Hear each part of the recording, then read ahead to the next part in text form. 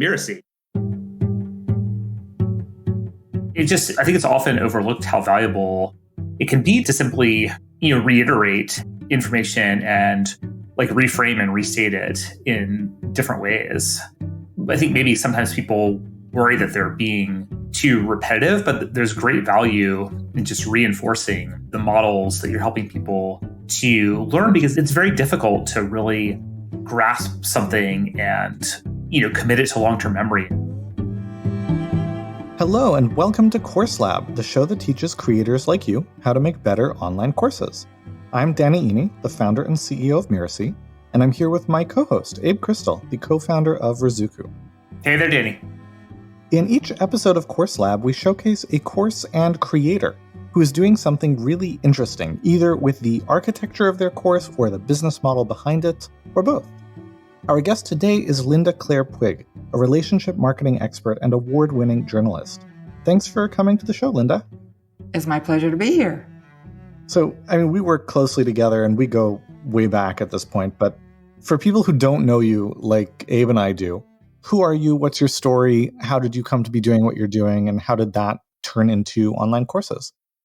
Okay, so my background is as a journalist and a writer, and I had a colleague who started this really cool little newsletter business. It was a print newsletter for psychotherapists, mental health professionals, and it opened my eyeballs to this notion that my writing could become a product, and therefore something that made a lot more money than just my dollars for hours, which I had been charging. I didn't even realize that there was an additional opportunity like that. So I just remember thinking, wow, what a clever idea. She's so smart. And then I moved away from San Diego where we had that relationship, and I moved up to Northern California. And 4 years later, I'm going through some files, wondering what to keep, what to throw out, came across her business card and thought, will I ever have a reason to be in touch with her? Maybe, maybe not. I'll just keep her card.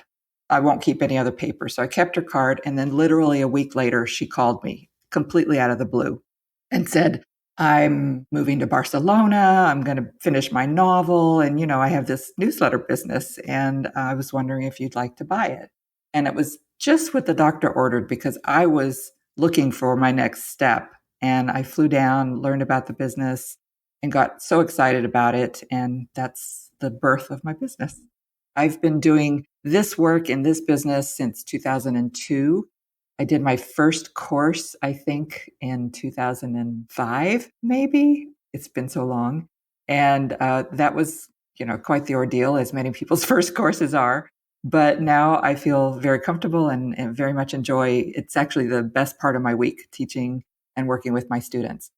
Awesome. So tell us a little more about, so we know the space in which you operate, but what is the course that you are selling today? What is it and who does it serve and what does it do for them, et cetera? Sure. The course is called Your Audience, Your Way. And the Your Way is capitalized because that's the important key piece. There are an awful lot of audience building courses out there. And a lot of them say, well, this is the thing that will help you build your audience, or that's the thing that will help you build your audience. And you have to do it my way or the highway, or it's not going to work, right? And so my course goes about it differently. I help people discover what their personal strengths are, what their personal preferences are. I have an archetype quiz that helps them discover that, and that also informs them of what they might likely be good at doing. So I don't believe that people have to do social media in order to build a really solid audience. And so that's how my course evolved, is helping people find that thing that's theirs, but teaching them the real fundamentals of discovering who you are, discovering who your audience is, building your foundations, your freebies, your landing pages, getting your nurture sequences in order, and then all of the different attraction opportunities and options available to you. And then once you're attracting people to your list, then you start nurturing them, because without that important nurture piece, attracting all the people in the world doesn't mean much, because when you try to start selling them without that nurture piece in between, then it just doesn't go so well. So it goes to nurture. And then I help them learn how to convert that audience into some paid, I teach them about campaigns and launches and stuff like that. So it sounds like on the journey that people go through, there's kind of three phases, right? There's build the audience, nurture the audience, sell things to the audience. And it sounds like the nurture and sell are kind of like the same for everyone going through your program, but that first phase of build your audience is different depending on who they are and what their profile is on your archetype quiz, et cetera. Is that right? I would say that's generally true, although the nurture part can also be dependent on what they're best at. Somebody could nurture via video and another person could nurture via audio. But I do teach them that building an email list is the most important piece of that. Got it. So how do you do that in practice? How do you have hundreds of people going through the program where you know that the right approach for each of them is different and you structure a learning experience where they learn the approach that's right for them? How does that work? Well, first of all, I assume a lot of agency on their part. I'm going to let them know the most successful ways of doing things with the various options. I give them plenty of information about what works, what is known to work quite well. And then we talk about, I think probably the best answer actually is that I'd spend a lot of time coaching them. And so on our training calls, they learn lessons, but on the coaching calls, which are super important, and I stay for sometimes up to 3 hours coaching them, that's when we can go really in nitty gritty into their specific situation. And it's like I can help them hone their ideas. So they're going to have ideas based on what I'm presenting, but then I can help them hone those ideas to make them more accessible, more successful, et cetera. I'm a really firm believer in group calls. Like there are good reasons to do one-on-one calls as well. But in a group setting, they learn so much from what their compatriots are learning and talking about and digesting and asking about, et cetera. And I just feel that that's a really valuable way to learn and understand their own situation. Awesome. So can you walk us through some of the math behind the course in terms of what does it cost and roughly how many people do you have in an enrollment and how much support are you providing and how much of your time it takes? How much is it per student? Like, how does all that math work out? Sure. So they are paying either a one-time payment of $14.97 to join the course or a payment plan of $197 a month for 9 months, which, works out to be, I think it's a little over 1,700 maybe. And I have 80 plus students in the current cohort. And of that, I would say 35 or so are regularly there in person. And others listen to recordings and whatnot, send questions in advance. But, not everybody is taking advantage of everything that they have available to them right this minute. They might take advantage of it later. So I would say I spend 3 to 4 hours a week in delivery. So about an hour for training and 2 to 3 hours in the coaching call. And then I created these modules the very first time I offered the program. So right now, when I come up to the day that I'm getting ready to deliver the training, I just make sure that it's still what I want to be saying. So there's a little bit of time, maybe an hour in advance of the training, just to make sure that everything's tip-top shape. So, up to 5 hours a week, and it goes for 16 weeks. Abe, maybe you can do the math. We'll do the math right here on the show. So yeah, I think the math works out pretty well. Oh, and there's one other thing. I also do a once a month coaching call after the program ends for another 8 months, so that they're essentially getting access to me for 12 months, but the core part of it is all delivered in 4 months. For the record, the math is $120,000 divided by 80 hours, so about $1,500 an hour. So not too shabby. I think it works. I guess, can you take us through to a bit more on how do you help people through, the challenges of actually doing the work of identifying their niche or space and building their newsletter and so on? Because it sounds like it could be a big project for your clients to go through. I just love to hear a bit more about how do you help people get over the finish line with all the work they have to do there? It is a challenge. It's a big course. And I think the most important thing to me is at the very beginning, we talk about the audience, like that's module 2. We get right into it because it's, of course, the foundation of any kind of audience attraction efforts that you're going to be doing. You have to really zero in on. But I feel like I've been teaching this in some form or another for so many years that I have a sense of where they get hung up. And so I always try to address those areas where they get hung up. And then I have them fill out a form for that particular module. That's their homework for that, where they are really having to dig into what that looks like, what their audience looks like. And this might add to or detract from the hourly amount that you calculated, Danny, but I do want at the very beginning to review everybody's form to make sure that they have really identified in a quality way their audience. So that took a bit of time, but it's worth it to me because that is the foundation upon which everything else rests. People listening to Course Lab are always curious to know what are strategies and techniques for helping students succeed, right? Like a big challenge with a lot of courses is there are cool ideas, there's models you can follow, but people don't actually get traction with them, right? They may watch the video or, read the technique or, even do the worksheet, but not necessarily like apply it, right? And take action in their life or in their work. So just always curious to hear what you've learned or what you found effective in those areas.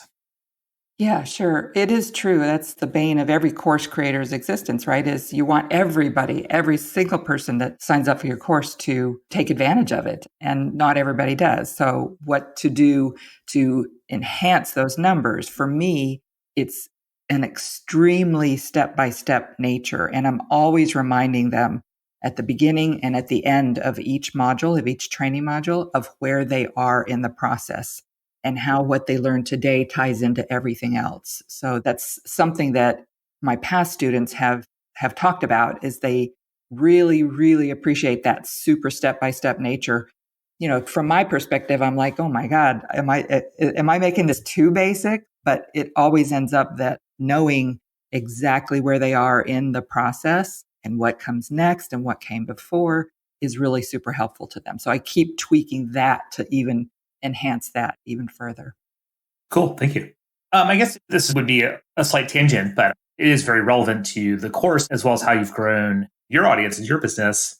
I was curious to have you elaborate on this idea that you don't necessarily need social media to build an audience, to attract the right people to you. I think we'd love to hear more about that because, social media has kind of taken over the world, right? And I think, people have maybe coming into wanting to create an audience today, they feel like, oh, I have to be some big like social media influencer to have an audience. So I gather that you see it differently, but maybe can you unpack that for everyone listening? Yeah, absolutely. Well, I know because I myself have I've done so little social media that you could count it on one hand in terms of percentages. It would be like 1% to 2% of all of my own audience building and nurturing work has been on social media. So I know it works. And I also know from, colleagues and whatnot, what is working with them. I do sometimes have FOMO myself, but I feel like that relates to how my audience is feeling. They feel like I have to do social media. And there's so many people that just doesn't feel like the thing that they want to pursue, but they think they have to. And so I'm here to help them understand that if they don't mind social media, it can be used in some great ways. If they do, you can ignore it. And so, I generally teach people that your list building is going to come from attracting people from two different buckets of places. One bucket being social media and the other bucket being other people's networks. And my experience in that of almost all of my colleagues that I know of is that this bucket of other people's networks, that means other people's email lists, other people's blogs, other people's podcasts, et cetera, that bucket is usually more reliably successful. Like the numbers are better when you utilize those kinds of methods. So I'm about giving people options, but steering them in the direction of what I know to be a bigger bucket. It's like what? Obviously not to give away all the cool secrets in the course, but for someone listening who is thinking like, wow, I wish I had like, a newsletter of true fans of people who are really interested in my perspective and work. What's like one step or one thing people could consider doing to start growing the type of audience you teach about if they don't have one today? Well, the biggest bang for any kind of energy buck that I've ever gotten is to collaborate with others. I call it a currency. I do believe that collaboration is a currency, And so when you start looking into ways that you can collaborate with people to somehow get in front of their audiences, the people who know and trust them, and can therefore be like you would be recommended by those people, which always comes with a lot more trust and credibility built in, that's the best way to look for the most that you can get out of the energy and time that you put in. Is that vague enough? So for someone just starting out, like where do they even find those people or potential partners? They need to know who their own audience is, and then they look for people who have those audiences. That in and of itself is a really good use of social media, is finding and interacting with potential partners. But there are also groups that are set up specifically for that reason of people who are looking for others to partner with to grow their list. So it's about really plugging into the concept and plugging into communities. And those communities can be found, in a number of different ways. Awesome. Thanks. Linda, can you tell us about the Get It Done implementation days? Yes, I love that. That's one of my favorite features of the program. And maybe this is just because it's helped me in the past, but I have always felt like any assistance with implementation is good because, you may have the very best intentions. You may be normally a super productive person and then something can, distract you or whatever. So this idea of implementing what you're learning in the program is so important for momentum in the program and success of the program that I want to facilitate that implementation. So my course is divvied up into 5 steps, and each of those steps has several different modules. So after the end of each step, I try to, providing the calendar works right, I try to include an implementation day right at the end of each step. So we have 5 built into the entire program. And, different people do implementation days differently. Somebody might say, okay, today you're going to be creating your freebie. That's what the implementation day is about. But I just tend to like giving people more freedom. So sometimes people show up to the implementation days and they work on catching up on their trainings and their homework from the class. And other times they are actually implementing the pieces that they learned about in the class. And other times it might not even be related to the class, but they just still need that day to be held accountable. And so we meet as a group. Those who are attending the Get It Done Day meet as a group in the morning. Everybody goes around and just quickly commits to something that they're doing that day, or not even that day, for the next 3 to 4 hours. And then we check back in. Well, we hang up. Everybody gets to work, but they get to work in a way that's kind of holding everybody else in the group energetically as, wishing you good productivity today. And then we call back in middle of the day, let everybody know how we did on those things that we committed to and what we're going to be doing for the afternoon and the next 3 to 4 hours. And then we have one more call at the very end of the day to celebrate how much you got done and whatnot. And so it's just a feature that is super popular in the course, and people really find that it helps them keep moving forward, which is the main thing. Once somebody gets stuck and gets a little behind in the course, then they start, feeling like they can't catch up and, they get discouraged and whatnot. So this helps everybody stay current and also stay current in the things that they're creating in each of those modules. So do you see that as a tactic that anyone can kind of potentially drop into or implement in their own course, or is it really dependent on the type of course? No, I really feel like it's essential for every course, or it's a very delightful thing to have in your course because it really works. Cool. Thanks so much, Linda. That was really great. You're welcome. It was really fun to be here, and I hope it was helpful. Linda Claire Puig is the author of Free, Build an Online Following that liberates you for life's adventures, as well as her 6-figure newsletter. You can learn more about her and her course at youraudienceyourway.com. That's youraudienceyourway.com. Now stick around for my favorite part of the show, where Abe and I will pull out the best takeaways for you to apply to your course.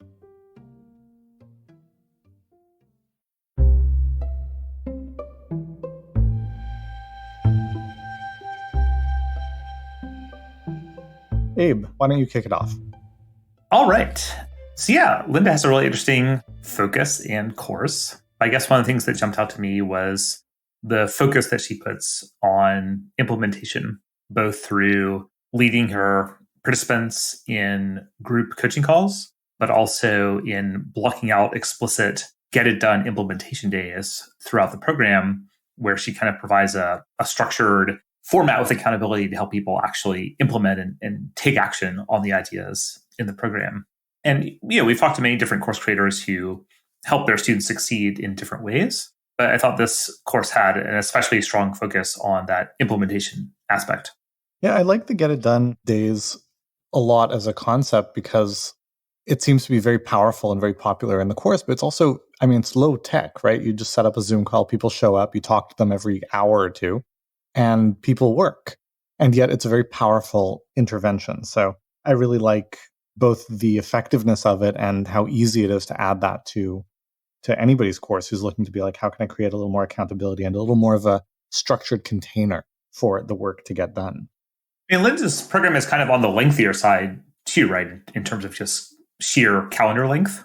So, that might be an implication, especially for people creating longer programs where there tends to be a loss of momentum and more drop off over time, that incorporating some of these implementation strategies could be especially valuable in that context. Yeah, absolutely. I also liked what Linda described in terms of, so she has this archetype quiz that she uses to help people understand which strategies to take and apply.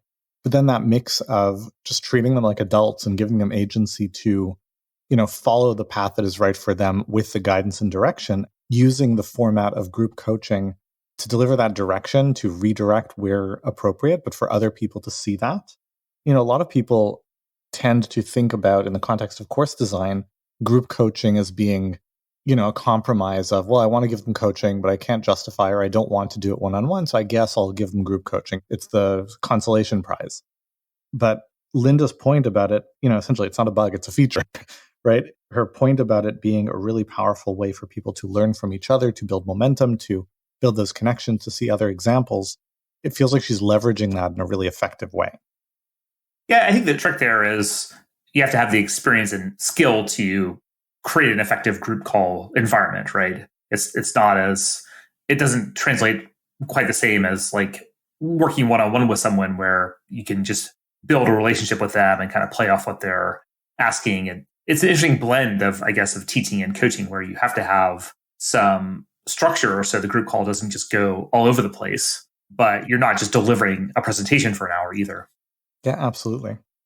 Something else she mentioned, and this was like a little bit of a, like kind of in passing, but she talked about being very clear and very step by step in terms of this is the process, and also reminding people where they are in the process. This is actually really important. This is something called signposting, right? Where when you're navigating a process or a body of work and you don't have expertise in it, it's very easy to get lost and lose the forest for the trees. And so that frequent process of, here's the big picture, here's where we are right now in that big picture, that signposting is really important. And again, a fairly easy thing that people can immediately take and apply in their own courses to create a better, clearer, more navigable and less overwhelming experience. Yeah, super important. And kind of related to that, but not something we mentioned specifically in the interview, but I think it ties closely together with signposting, is I think it's often overlooked how valuable it can be to simply reiterate information and like reframe and restate it in different ways. I think maybe sometimes people worry that they're being too repetitive, but there's great value in just reinforcing, the models that you're helping people to learn, because it's very difficult to really grasp something and, commit it to long-term memory and be able to apply it meaningfully, having just been exposed to it once. So along with signposting, if you combine that with, reiterating and repeating information in an appropriate way, that could be really valuable as well. Yeah, if you ask people, hey, do you remember that we talked about this topic last week? They'll say yes. If you say, now can you explain it back to me? Right? Often the answer is no. So even if it's a little repetitive, they're learning something new, it's often necessary. Yeah. That's all I got. You want to do the readout? Let's do it. Thank you for listening to Course Lab. I'm Abe Crystal, co-founder and CEO of Riziku, here with Danny Iny, founder and CEO of Mirasee. Course Lab is part of the Mirasee FM podcast network, which also includes Just Between Coaches, Making It, and Once Upon a Business. This episode of Course Lab was produced by Cynthia Lamb. Jeff Govertson assembled the episode. Danny Iny is our executive producer. Post-production by Post Office Sound. Another thanks to Linda for coming on the show today. Remember, if you want to get your own 1,000-person audience, you should check out our course over at youraudienceyourway.com. And to make sure you don't miss the really great episodes coming up on Course Lab, follow us on Apple Podcasts, Spotify, or wherever you're listening right now. And if you could, a star review would let us know that you're enjoying the show, and we should keep it going. Thanks, and we'll see you next time.